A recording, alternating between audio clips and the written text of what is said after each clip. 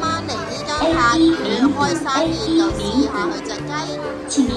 嗱，呢度佢就係出雞嘅位，哇！佢啲雞幾靚，哇，好正啊！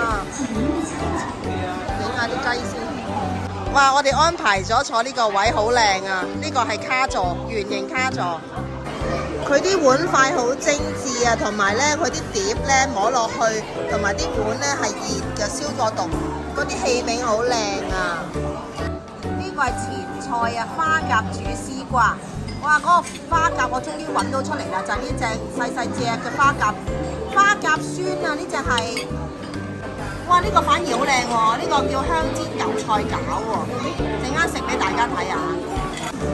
咬開呢個韭菜餃俾大家睇，好好味喎！裏邊係勁多韭菜，佢有呢個醬俾我哋甜㗎，呢個醬係好味嘅，辣辣地嘅喎，好味啊！呢個韭菜餃。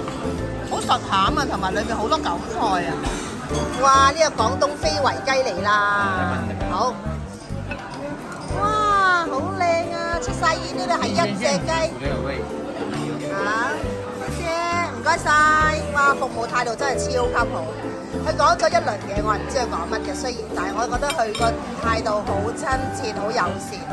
我哋就最嚮往呢種咁嘅服務質素。雞肉咧，無論係雞胸或者雞髀嗰啲位置咧，都好滑，完全唔柴啊！即係唔好以為雞胸肉好柴霎霎，完全唔柴，佢整得好入味。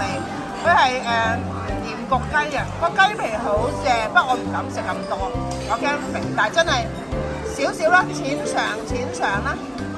呢個係最後一碟餸啦，就係青花椒蒸呢個鱸魚啊！佢只係用鮮活魚啊，所以啲魚肉咧，你見到係好白淨，好好味。食過㗎啦，之前呢家真係好好食呢隻。呢個係甜品啊，客家青團啊，我哋揀咗紅豆沙餡，佢有花生芝麻餡嘅好似。呢個係熱辣辣啊，出晒煙啊！呢個客家青團我咬咗一啖，煙煙韌韌熱辣辣，佢裏邊係紅豆沙餡，唔甜，但係有少少黐牙，但係個口感好好啊，軟糯咁樣咯。